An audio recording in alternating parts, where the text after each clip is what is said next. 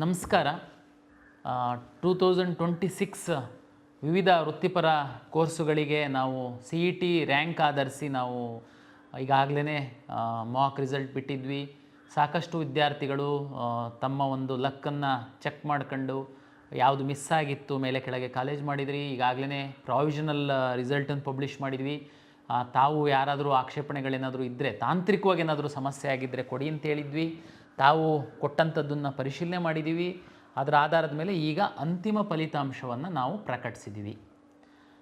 ಇನ್ನು medical, dental, AYUSH counselling ನಾವು ಶುರು ಮಾಡಿಲ್ಲ. ಅಂದರೆ ಪ್ರತಿ ವರ್ಷದಂತೆ ಕೌನ್ಸಿಲಿಂಗ್ ಜೊತೆ ಸೀಟನ್ನು ಹಾಕಿಲ್ಲ. ಕೆಲವು ಫಾರ್ಮಸಿ ಕೋರ್ಸ್ಗಳು ಸಹ ನಾವು ಸೀಟ್ ಮ್ಯಾಟ್ರಿಕ್ಸ್ ಬರಲಿಲ್ಲ, ಹಂಗಾಗಿ B ಮತ್ತು D ಹಾಕಲಿಲ್ಲ.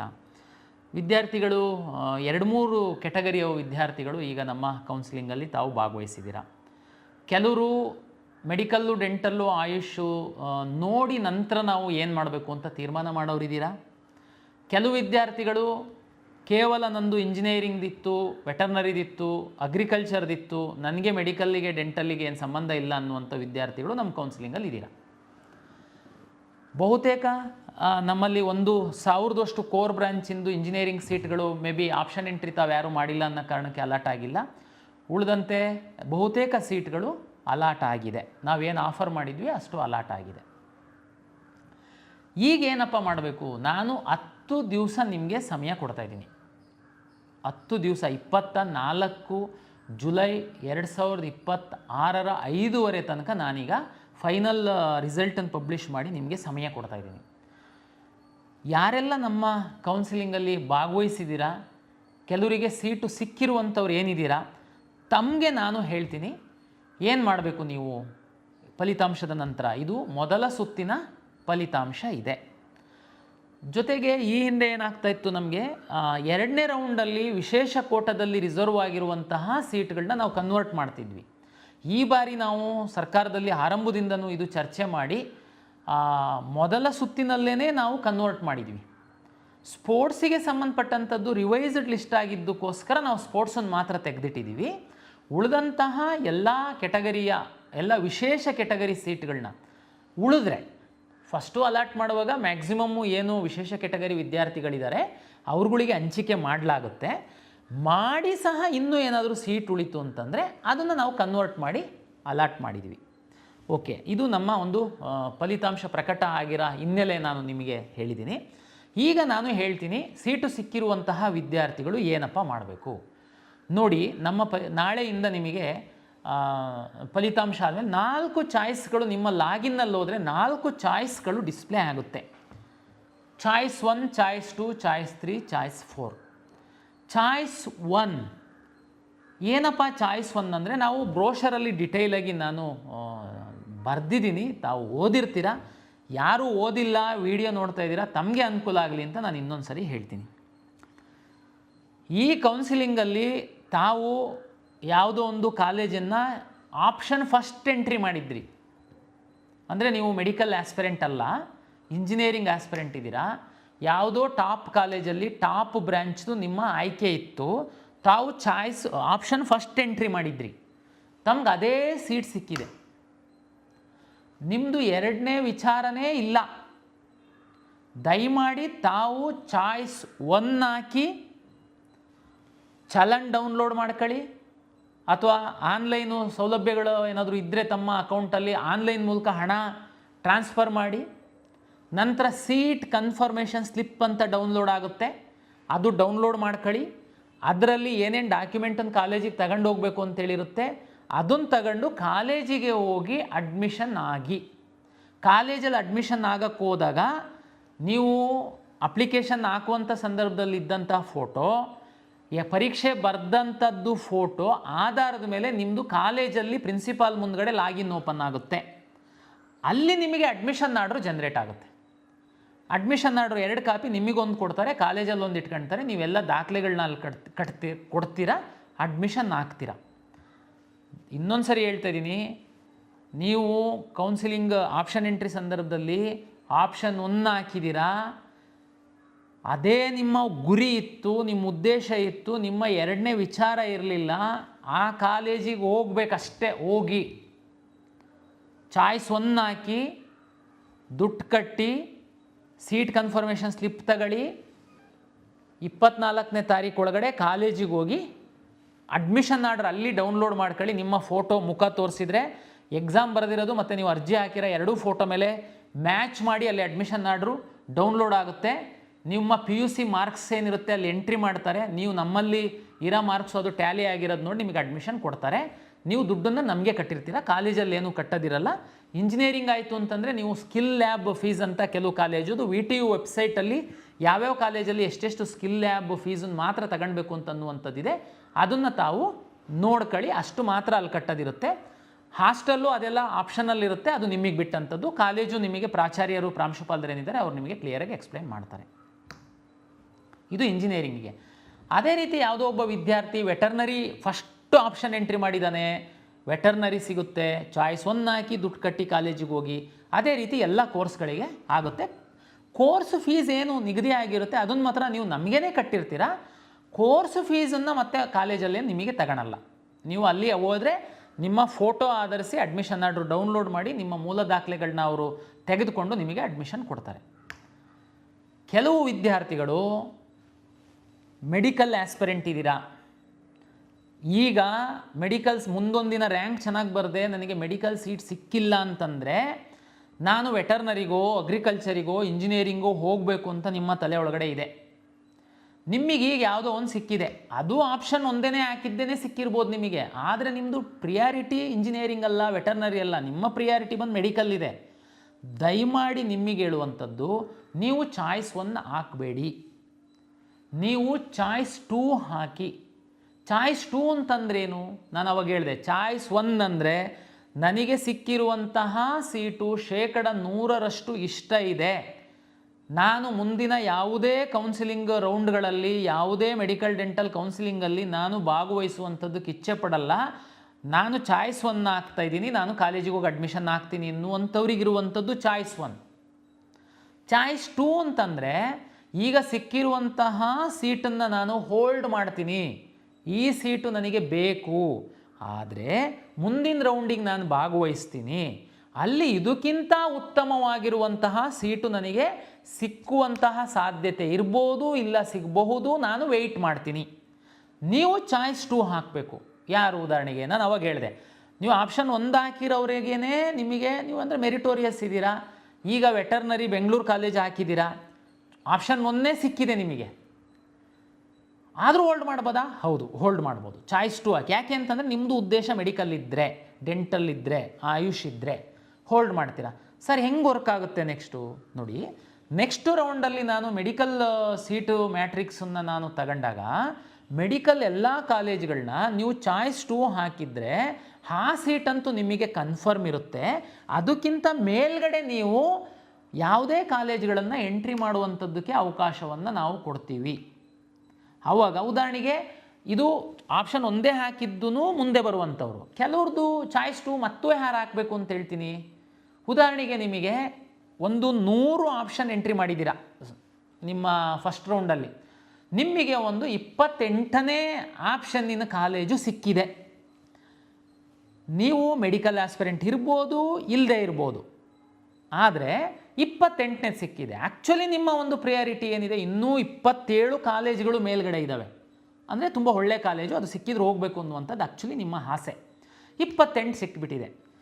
ಸರ್ ನಾನು ಏನು ಮಾಡಬೇಕು? ಚಾಯ್ಸ್ 1 ಹಾಕಿ ಹೋಗ್ಬೇಕಾ? ನೋಡಿ, 28ನೇದು ಸಿಕ್ಕಿರುವಂಥದ್ದೇನೇ ನಿನಗೆ ತೃಪ್ತಿ ಇದೆ ಅಂತಂದರೆ ಚಾಯ್ಸ್ 1 ಹಾಕಿ ಹೋಗು. ನಿನ್ನ ಪ್ರಿಯಾರಿಟಿ ಚೆಕ್ ಮಾಡ್ತು ಅಂತಂದರೆ ನಿನಗೆ ಅದು ಖಂಡಿತ ಅದು ನಿನ್ನ ಮೊದಲ ಪ್ರಿಯಾರಿಟಿ ಏನಲ್ಲ, ಅದು 28ನೇ ಪ್ರಿಯಾರಿಟಿ. ಮೊದಲ ಇನ್ನೂ 27 ಪ್ರಿಯಾರಿಟಿಗಳಿದ್ದಾವೆ. ನನಗೆ ನಿಮಗೆ ರಿಕ್ವೆಸ್ಟ್ ಏನಂತಂದರೆ, ನೀವು ವೆಯ್ಟ್ ಮಾಡುವಂಥದ್ದು ಒಳ್ಳೆಯದು. ಅಂದರೆ ನೀವು ಸಹ ಚಾಯ್ಸ್ 2 ಹಾಕ್ಬೋದು. ಏನು ಚಾಯ್ಸ್ 2? 28ಕ್ಕೆ ನಿಮಗೆ ಸಿಕ್ಕಿರುವಂಥ ಕಾಲೇಜ್ ಏನಿದೆ ಅದು ನಿಮಗೆ ಫಿಕ್ಸ್. 28 ನಿಮಗೋಸ್ಕರ ರಿಸರ್ವ್ ಆಯಿತು. ಕೆಳಗಡೆ ಇರೋ ಎಲ್ಲ ನಿಮ್ಮ ಖಾತೆನಲ್ಲಿರುವಂಥದ್ದೆಲ್ಲ ಡಿಲೀಟ್ ಆಗಿ ಹೋಗುತ್ತೆ. 28 ನಿಮಗೆ ಹೋಲ್ಡ್ ಆಗಿದೆ. 1ರಿಂದ 27 ಮೇಲ್ಗಡೆ ಇರುವಂಥ ಬ್ರಾಂಚಸ್ಸು ಕಾಲೇಜಸ್ಸು ಇರುತ್ತೆ. ನೀವು ನೆಕ್ಸ್ಟು ಸೆಕೆಂಡ್ ರೌಂಡಿಗೆ ಬರ್ಬೋದು.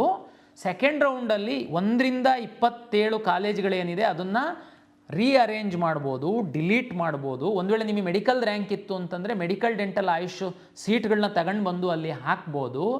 ಫಾರ್ಮಾ ಡಿ ಮತ್ತು ಬಿ ಫಾರ್ಮಸಿಗೆ ಸಂಬಂಧಪಟ್ಟ ಸೀಟ್ ಮ್ಯಾಟ್ರಿಕ್ಸ್ ಯಾವುದಾದ್ರೂ ಬಂತು ಅಂದ್ರೆ ಅದನ್ನು ತಗೊಂಡು ಬಂದು ಮೇಲ್ಗಡೆ ಹಾಕ್ಬೋದು.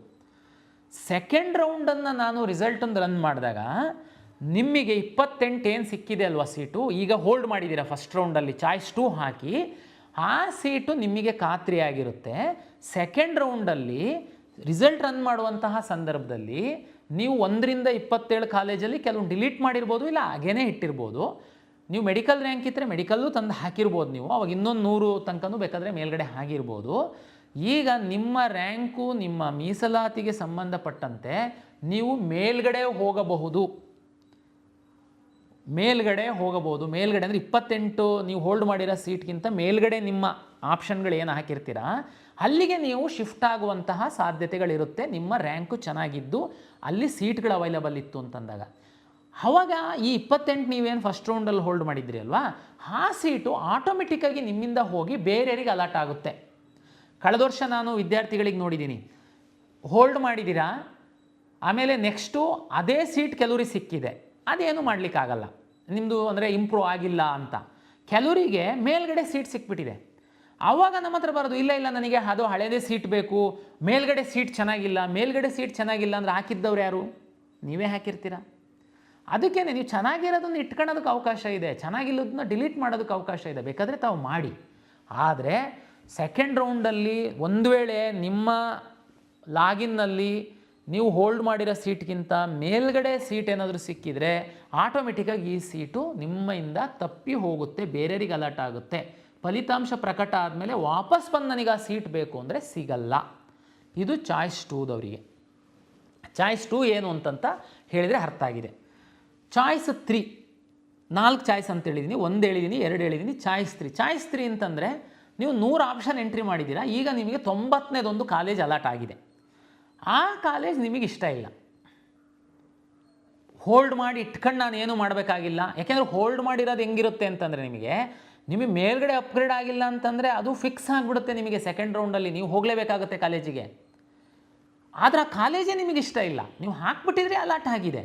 ಅಂಥ ಸಂದರ್ಭದಲ್ಲಿ ನೀವು ಆವಾಗ ಚಾಯ್ಸ್ 2 ಹಾಕಿ ಹೋಲ್ಡ್ ಮಾಡಿದಾಗ ಏನಾಗುತ್ತೆ, ನಾನು ಅವಾಗ ಹೇಳಿದೆ ಅಲ್ಲ, 28ನೇ ಕಾಲೇಜ್ ಅಲಾಟ್ ಆಗಿದ್ದು ನೀವು ಅದನ್ನು ಹೋಲ್ಡ್ ಮಾಡಿದಾಗ 29ರಿಂದ ಇರೋದೆಲ್ಲ ನಿಮ್ಮ ಲಾಗಿನಿಂದ ಡಿಲೀಟ್ ಆಗಿ ಹೋಗ್ಬಿಡುತ್ತೆ. ಮೇಲಿಂದ ಇರುವಂಥದ್ದು ಮಾತ್ರ 27ರ ತನಕ ಇರುತ್ತೆ. ಬಟ್ ಚಾಯ್ಸ್ 3 ಹಾಕಿದರೆ ನನಗೆ ಹೇಳ್ದಂಗೆ 100 ಆಪ್ಷನ್ ಎಂಟ್ರಿ ಮಾಡಿದ್ದೀರಾ, ನಿಮಗೆ 98ನೇ ಕಾಲೇಜ್ ಅಲಾಟ್ ಆಗಿದೆ. ಈಗ ನೀವು ಅಕಸ್ಮಾತು 98ನೇ ಕಾಲೇಜು ತುಂಬ ಚೆನ್ನಾಗಿಲ್ಲ, ನಿಮಗೆ ಇಷ್ಟನೇ ಇಲ್ಲ, ಏನೋ ಹಾಕುವಾಗ ಹಾಕ್ಬಿಟ್ಟಿದೆ, ಸಿಕ್ಕಿದೆ, ನಾನು ಹೋಲ್ಡ್ ಮಾಡಿ ನಮ್ಮ ಗ್ರಾಚಾರಕ್ಕೆ ಏನಾದ್ರು ನೆಕ್ಸ್ಟ್ ರೌಂಡಲ್ಲಿ ಅದೇ ಸಿಕ್ಬಿಡ್ತು ಅಂತಂದರೆ ಕಷ್ಟ ಆಗುತ್ತೆ ಅಂತ ನಿಮ್ಮ ತಲೆ ಒಳಗಡೆ ಇದ್ದರೆ ಚಾಯ್ಸ್ 3 ಹಾಕಿ. ಚಾಯ್ಸ್ 3 ಅಂದರೆ ನಿಮಗೆ ಸಿಕ್ಕಿರುವಂತಹ 98ನೇ ಸೀರಿಯಲ್ ನಂಬರಿನ ಕಾಲೇಜು ನಿಮ್ಮ ಲಾಗಿನ್ನಿಂದ ಡಿಲೀಟ್ ಆಗಿ ಹೋಗುತ್ತೆ. 100 ಆಪ್ಷನ್ನಲ್ಲಿ 98 ಸಿಕ್ಕಿತ್ತು, ಚಾಯ್ಸ್ 3 ಹಾಕಿದ್ದೀರಾ, ಅದು ಡಿಲೀಟ್ ಆಗಿ ಹೋಗಿದೆ. ಇನ್ನು ನಿಮ್ಮ ಲಾಗಿನ್ನೊಳಗಡೆ 99 ಕಾಲೇಜು ಉಳಿಯುತ್ತೆ. ಸೆಕೆಂಡ್ ರೌಂಡಿಗೆ ಬಂದಾಗ ಈ 99 ಕಾಲೇಜಲ್ಲಿ ನೀವು ಮೇಲೆ ಕೆಳಗೆ ಮಾಡ್ಬೋದು, ಡಿಲೀಟ್ ಮಾಡ್ಬೋದು. ನಿಮ್ಮ ಮೆಡಿಕಲ್ ರ್ಯಾಂಕ್ ಇದ್ದರೆ ನೀಟ್ ರ್ಯಾಂಕ್ ಆಧರಿಸಿ ಅಲರ್ಟ್ ಮಾಡುವಂಥ ಸೀಟ್ಗಳನ್ನ ಸಹ ನೀವು ತಂದು ಹಾಕ್ಬೋದು. ಇದು ಚಾಯ್ಸ್ 3. ಚಾಯ್ಸ್ 4 ಅಂತ ಒಂದಿದೆ. ನೀವು ಒಂದು 100 ಆಪ್ಷನ್ ಎಂಟ್ರಿ ಮಾಡಿದ್ದೀರಾ, ನಿಮಗೆ ಯಾವುದೋ ಒಂದು 50-60 ಯಾವುದೋ ಒಂದು ಕಾಲೇಜ್ ಸಿಕ್ಕಿದೆ. ಆದರೆ ಈ ನಮ್ಮ ಕೌನ್ಸಿಲಿಂಗ್ ನಡೆಯುವ ಮಧ್ಯದಲ್ಲಿ ತಾವು ಲಾಂಗ್ ಟರ್ಮಿಗೆ ಹೋಗಿ ಕೂತಿದ್ದೀರಾ. ಈ ಕೌನ್ಸಿಲಿಂಗ್ ನಡೆಯುವ ಮಧ್ಯದಲ್ಲಿ ನಿಮ್ಮ ಮನೆಯವ್ರು ತಗೊಂಡು ನಿಮಗೆ ಮ್ಯಾನೇಜ್ಮೆಂಟಿಗೆ ಅಡ್ಮಿಷನ್ಸ್ ಮಾಡಿದ್ದಾರೆ. ನಮ್ಮ ಕೌನ್ಸಿಲಿಂಗ್ ನಿಮಗೆ ಅಗತ್ಯ ಇಲ್ಲ. ಚಾಯ್ಸ್ 4 ಅಂದರೆ ನಾನು ಕೌನ್ಸಿಲಿಂಗಿಂದ ಎಕ್ಸಿಟ್ ಆಗ್ತೀನಿ, ನಾನು ಮುಂದುವರ್ಸಲ್ಲ ಕೌನ್ಸಿಲಿಂಗು ಅಂತ ಚಾಯ್ಸ್ 4 ಹಾಕಿದರೆ ನೀವು ಹೊರಗಡೆ ಹೋಗ್ತೀರಾ.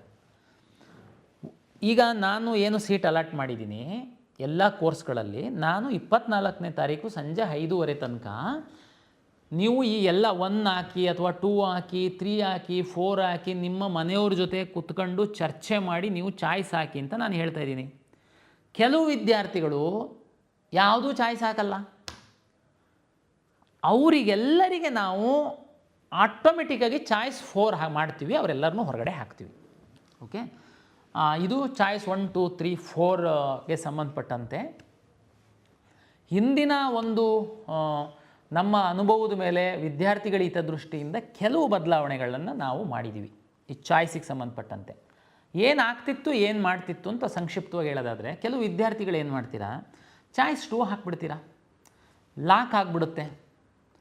ಆಮೇಲೆ ಮನೆಯವ್ರ ಹತ್ರ ಫ್ರೆಂಡ್ಸ್ ಹತ್ರ ಮಾತಾಡುವಾಗ ಇಲ್ಲ ಅದು ಚೆನ್ನಾಗಿದೆ ಕಾಲೇಜು, ಚಾಯ್ಸ್ 1 ಹಾಕೋಗಿ ಅಡ್ಮಿಷನ್ ಆಗಬೇಕು ಅಂತ ಆಗಲ್ಲ. ಸಬ್ಮಿಟ್ ಮಾಡಿದ ಮೇಲೆ ಚಾಯ್ಸ್ 3 ಹಾಕ್ತೀರಾ, ಆಮೇಲೆ ಯಾರೋ ಹೇಳ್ತಾರೆ ಅದು ಯಾಕೆ ಚಾಯ್ಸ್ 3 ಹಾಕಿದೆ, ಆ ಕಾಲೇಜ್ ಚೆನ್ನಾಗಿತ್ತು, ನೀನು ಹೋಲ್ಡ್ ಮಾಡಿ ಹೋಗಬೇಕಾಗಿತ್ತು, ನೀನು ಚಾಯ್ಸ್ 2 ಹಾಕಬೇಕಾಗಿತ್ತು ಅಂತ ಸಬ್ಮಿಟ್ ಮಾಡಿದರೆ ಆಗಲ್ಲ. ಚಾಯ್ಸ್ 4 ಹಾಕಿ ಎಕ್ಸಿಟ್ ಆಗಿರ್ತೀರಾ, ಆಮೇಲೆ ಮನಸ್ಸು ಚೇಂಜ್ ಆಗುತ್ತೆ, ಇಲ್ಲ ನಾನು ಕೌನ್ಸಿಲಿಂಗಲ್ಲಿ ಭಾಗವಹಿಸಬೇಕು, ಚಾಯ್ಸ್ 3ನೋ 2ನೋ ಹಾಕಬೇಕು ಅಂತ ಅನಿಸುತ್ತೆ.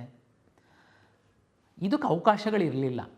ಏನಾಗ್ತಿತ್ತು, ಒಂದು ಸರಿ ಲಾಕ್ ಆಗ್ತಿದ್ದಂಗೆ ಪ್ರತಿ ದಿವಸ 500ರಿಂದ 1000 ವಿದ್ಯಾರ್ಥಿಗಳಿಗೆ ಬರಲಿಕ್ಕೆ ಶುರು ಮಾಡ್ತಿದ್ರಿ. ನಮ್ಮದು ಸಿಸ್ಟಮೇ ಆ ರೀತಿ ಇರಲಿಲ್ಲ. ಒಂದು ಸರಿ ಲಾಕ್ ಮಾಡಿದ್ದೀರಾ, ನಿಮ್ಮ ಹಣೆ ಬರ ಹೋಗಿ ಅಂತ ನಮ್ಮವರು ಕಳಿಸ್ತಾಯಿದ್ರು. ಈ ಸರಿ ಚಾಯ್ಸ್ 1 ಹಾಕಿ, ಇವತ್ತು ಚಾಯ್ಸ್ 1 ಹಾಕ್ತೀರಾ, ಚಲನ್ ಡೌನ್ಲೋಡ್ ಮಾಡ್ತೀರಾ, ದುಡ್ಡು ಇನ್ನೂ ಕಟ್ಟಿಲ್ಲ, ಮನ್ಸು ಚೇಂಜ್ ಆಗುತ್ತೆ ನಿಮ್ಮದು. ಮತ್ತೆ ಲಾಗಿನ್ ಆಗಿ ಚಾಯ್ಸ್ 2 ಹಾಕಿ, ಚಾಯ್ಸ್ 2 ಹಾಕಿದ್ದೀರಾ, ಮನೇಲಿದ್ದೀರಾ. 2 ದಿನ ಆದಮೇಲೆ ನಿಮ್ಮ ಮನೇಲಿ ಹೇಳ್ತಾರೆ ಇಲ್ಲ ನೀನು ಕಾಲೇಜಿಗೆ ಹೋಗಿ ಅಡ್ಮಿಷನ್ ಆಗಿಬಿಡು, ಅದೇ ಚೆನ್ನಾಗಿದೆಯಂತೆ ಅಂತ. ಆದರೆ ಚಾಯ್ಸ್ 2 ಹಾಕ್ಬಿಟ್ಟಿದ್ದೀರಾ, ಅಂದರೆ ಹೋಲ್ಡ್ ಮಾಡಿ ನಾನು ನೆಕ್ಸ್ಟ್ ರೌಂಡಿಗೆ ಬರ್ತೀನಿ ಅಂತ ಹಾಕಿದ್ದೀರಾ. ಬಟ್ 2 ದಿನ ಆದಮೇಲೆ ನಿಮ್ಮ ಮನಸ್ಸು ಚೇಂಜ್ ಆಗುತ್ತೆ, ಇಲ್ಲ ನಾನು ಚಾಯ್ಸ್ 1 ಹಾಕಿ ಕಾಲೇಜಿಗೆ ಹೋಗ್ತೀನಿ ಅಂತ. ಮತ್ತೆ ಲಾಗಿನ್ ಆಗಿ ಚಾಯ್ಸ್ 1 ಹಾಕಿ ದುಡ್ಡು ಕಟ್ಟಿ ಕಾಲೇಜಿಗೆ ಹೋಗಿ. ಚಾಯ್ಸ್ 4 ಹಾಕಿ ಹೊರಗಡೆ ಹೋಗ್ತೀರಾ, ಇಲ್ಲ ಕೌನ್ಸಿಲಿಂಗಲ್ಲಿ ಮುಂದುವರಿಬೇಕು ಅಂತ ಇಷ್ಟಪಡ್ತೀರಾ. 2 ದಿನ ಆದಮೇಲೆ 3 ದಿನ ಆದಮೇಲೆ ಮತ್ತೆ ಲಾಗಿನ್ ಆಗಿ ಯಾವುದು ಚಾಯ್ಸು 3 ಹಾಕ್ತೀರಾ 2 ಹಾಕ್ತೀರಾ ಮಾಡ್ಕೊಳ್ಳಿ. ಚಾಯ್ಸ್ 3 ಹಾಕಿರ್ತೀರಾ, ಮನಸ್ಸು ಚೇಂಜ್ ಆಗುತ್ತೆ, ಬನ್ನಿ. ಹಾಗಾಗಿ ಇದು ನಿಮಗೆ ಫ್ರೀ ಬಿಟ್ಟಿದ್ದೀವಿ. ನಿಮ್ಮ ಲಾಗಿನ್ನಲ್ಲಿ ಮುಖ ತೋರಿಸಿ ಲಾಗಿನ್ ಆಗ್ತೀರಾ, ನೀವು ಚಾಯ್ಸನ್ನು ಆ ಕಡೆ ಈ ಕಡೆ ಮಾಡ್ಬೋದು. ಇದರಲ್ಲಿ ಒಂದು ಕಂಡೀಷನ್ ಏನಂದರೆ, ನಮ್ಮ ಕೊನೆ ದಿನ ಏನಿದೆ 24ನೇ ತಾರೀಕು 5:15, ಅದರೊಳಗಡೆ ನೀವೇನಾದರೂ ಮನಸ್ಸು ಚೇಂಜ್ ಆದರೆ 24ನೇ ತಾರೀಕು ನಮ್ಮದು ಫಸ್ಟ್ ರೌಂಡಿಂದ ಅಡ್ಮಿಷನ್ನು ಲಾಸ್ಟ್ ಆದಮೇಲೆ ನಿಮ್ಮ ಮನಸ್ಸು ಚೇಂಜ್ ಆದರೆ ನಾವು ನಿಮಗೆ ಹೆಲ್ಪ್ ಮಾಡೋದಕ್ಕಾಗಲ್ಲ. ದುಡ್ಡು ಕಟ್ಟಿ ಚಾಯ್ಸ್ 1 ಹಾಕ್ತೀರಾ, ಚಲನ್ ಡೌನ್ಲೋಡ್ ಮಾಡ್ಕೊಳ್ತೀರಾ, ದುಡ್ಡು ಕಟ್ತೀರಾ, ಆಮೇಲೆ ಮನಸ್ಸು ಚೇಂಜ್ ಆದರೂ ನಾನು ಹೆಲ್ಪ್ ಮಾಡೋಕ್ಕಾಗಲ್ಲ. ಚಾಯ್ಸ್ 1 ಹಾಕ್ತೀರಾ, ದುಡ್ಡು ಕಟ್ತೀರಾ, ಕಾಲೇಜಿಗೆ ಹೋಗಿ ಅಡ್ಮಿಷನ್ ಹಾಕ್ತೀರಾ, ಆಮೇಲೆ ನಿಮ್ಮ ಮನಸ್ಸು ಚೇಂಜ್ ಆದರೆ ನೀವು KEಗೆ ಬರಬೇಕು, ಅಧಿಕೃತವಾಗಿ ಫೈನ್ ಕಟ್ಟಬೇಕು, ಸೀಟ್ ಕ್ಯಾನ್ಸಲೇಷನ್ ಮಾಡ್ಕೊಳ್ಬೇಕು. ಇದು ಎಲ್ಲ ಪ್ರೊಸೀಜರು ನಮ್ಮ ಬ್ರೋಷರಲ್ಲಿದೆ, ದಯಮಾಡಿ ಓದಿ. ಇವರಿಗೆ ಮಾತ್ರ ನಾನು ಅನುಕೂಲ ಮಾಡಿಕೊಟ್ಟಿದ್ದೀನಿ. ಅಂದರೆ ನೀವು ಪದೇ ಪದೇ ನಮ್ಮ KE ಕಚೇರಿ ತನಕ ಬರಬೇಕು, ಅದು ಎಲ್ಲ ಹಲಿಬೇಕು, ಅರ್ಜಿ ಕೊಡಬೇಕು, ಅದು ಎಲ್ಲ ಆಗಬಾರ್ದು ಸಮಸ್ಯೆ ಅಂತ ನಾವು ಇದು ಮಾಡಿದ್ದೀವಿ. ನೀವು ಏನೇ ಡಿಸಿಷನ್ ತಗೊಳ್ಳುವಾಗ ಮತ್ತೆ ಮಾಡೋದಲ್ಲ, ಭಾಳ ವಿಚಾರ ಮಾಡಿ ನೀವು ಡಿಸಿಷನ್ ತಗೊಳ್ಳಿ. ಅಕಸ್ಮಾತು ಆದ್ರೂ ಕೆಲವೊಮ್ಮೆ ತಪ್ಪಾಗ್ತವೆ, ಹಂಗಾಗಿ ಲಾಸ್ಟ್ ಡೇಟ್ ತನಕ ನೀವು ಸರಿ ಮಾಡ್ಕೊಳ್ಳೋದಕ್ಕೆ ನಿಮ್ಮ ಲಾಗಿನ್ ಒಳಗಡೆ ಹೋಗಿ ನಾವು ಅವಕಾಶ ಕೊಟ್ಟಿದ್ದೀವಿ. ದಯಮಾಡಿ ಸೈಬರ್ ಸೆಂಟರ್ ಅವರಿಗೆ ನಿಮ್ಮ ಎಲ್ಲ ಅಸ್ತ್ರ ಕೊಟ್ಬಿಟ್ಟು ಚಾಯ್ಸ್ ಹಾಕೋಕ್ಕೆ ಬಿಡೋಕ್ಕೆ ಹೋಗಬೇಡಿ. ನೀವು ಸೈಬರ್ ಸೆಂಟ್ರ್ ಬಳಕೆ ಮಾಡ್ಕೊಳ್ಳಿ. ನೀವು ಅವ್ರ ಜೊತೆ ಕೂತ್ಕೊಂಡು ನಿಮ್ಮ ಮುಖ ತೋರಿಸಿ ಲಾಗಿನ್ ಓಪನ್ ಆಗಿ ಪೂರ್ತಿ ನಿಮ್ಮ ಪ್ರಕ್ರಿಯೆಯನ್ನು ಮುಗಿಸಿ ಲಾಗೌಟ್ ಆಗಿ ಹೊರಗಡೆ ಬನ್ನಿ. ನೀವು ಹೋಗ್ಬಿಟ್ಟು ಮುಖ ತೋರಿಸಿ ಲಾಗಿನ್ ಓಪನ್ ಮಾಡಿ ನೀನು ಚಾಯ್ಸ್ 1 ಹಾಕೋ 2 ಹಾಕು ಏನಾದರೂ ಹೇಳಿ ಹೋಗೋದು ಬೇಡ.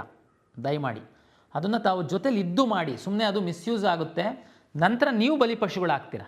ಹಾಗಾಗಿ ಇದು ಫಸ್ಟ್ ರೌಂಡ್ ಇದೆ, ನಂದು ವಿನಂತಿ. ಮೆಡಿಕಲ್ ಡೆಂಟಲ್ ಆಯುಷಿಗೆ ಹೋಗುವಂಥ ಅಭ್ಯರ್ಥಿಗಳು ಏನು ಫಸ್ಟ್ ರೌಂಡಲ್ಲಿ ಕಂಪಲ್ಸರಿ ಅಡ್ಮಿಷನ್ ಏನಿರಲ್ಲ, ಗಡಿಬಿಡಿನಲ್ಲಿ ಹೋಗಿ ಅಡ್ಮಿಷನ್ ಆಗಿ ಆಮೇಲೆ ಇಲ್ಲ ಸರ್ ನಾನು ಮೆಡಿಕಲ್ಲಿಗೆ ಹೋಗಬೇಕು ನನಗೆ ಅದೆಲ್ಲ ಮಾಡೋಕ್ಕೆ ಹೋಗಬೇಡಿ. ದಯಮಾಡಿ ನಮ್ಮ medical dental AYUSH NEET result ಇನ್ನೇನು ಸದ್ಯದಲ್ಲೇ ಬರುತ್ತೆ, ಸೀಟ್ ಮ್ಯಾಟ್ರಿಕ್ಸ್ ಬರುತ್ತೆ. ಸೆಕೆಂಡ್ ರೌಂಡಲ್ಲಿ ನಾವು ಅದನ್ನು ಸೇರಿಸಿ ನಾವು ಕೌನ್ಸಿಲಿಂಗ್ ಮಾಡೋದಕ್ಕೆ ಪ್ಲ್ಯಾನ್ ಮಾಡ್ಕೊಳ್ತಾ ಇದ್ದೀವಿ. ಒಂದು ವೇಳೆ ನೀಟ್ ರ್ಯಾಂಕ್ ಇದ್ದು ನಿಮ್ಮ ಆದ್ಯತೆ ನೀಟ್ ರ್ಯಾಂಕ್ ಆಧರಿಸಿ ಇತ್ತು ಅಂತಂದರೆ ದಯಮಾಡಿ ಅಡ್ಮಿಷನ್ ಆಗಬೇಡಿ. ಅಡ್ಮಿಷನ್ ಆಗಿ ಮತ್ತೆ ಬರೋದು ಎಲ್ಲ ನಮಗೆ ಗೊಂದಲ ಆಗುತ್ತೆ, ನಿಮಗೆ ಸಹ ಟೆನ್ಷನ್ ಆಗುತ್ತೆ.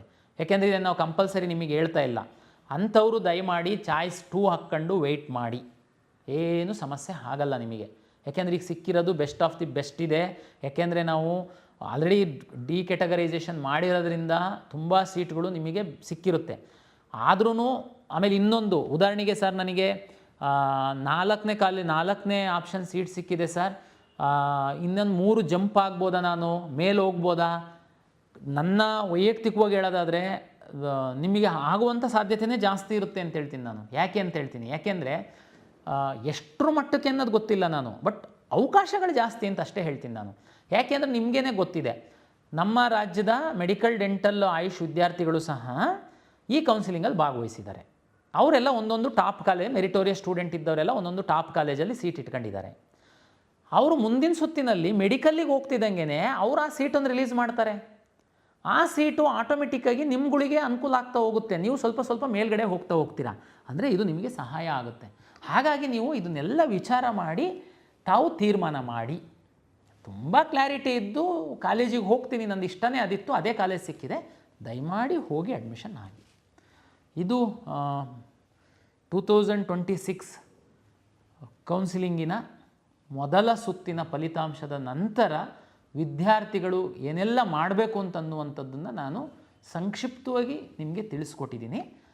ಹೆಚ್ಚಿನ ಮಾಹಿತಿ ಮತ್ತು ವಿವರ ಬೇಕು ಅಂತಂದರೆ KEA ವೆಬ್ಸೈಟಲ್ಲಿ ಬ್ರೋಷರ್ ಇದೆ, ದಯಮಾಡಿ ಫ್ರೀ ಇದ್ದಾಗ ಒಮ್ಮೆ ಓದಿ. ಅಲ್ಲಿ ಚಾಯ್ಸ್ಗಳದ್ದು ಪರಿಣಾಮಗಳೇನಿರುತ್ತೆ, ಚಾಯ್ಸ್ ಅಂದರೆ ಇನ್ನೂ ವಿವರವಾಗಿ ಕೊಟ್ಟಿದ್ದಾರೆ. ಬಹುತೇಕ ಇದರಿಂದ ನಿಮಗೆ ಸಹಾಯ ಆಗುತ್ತೆ ಅಂತ ಭಾವಿಸ್ತೀನಿ.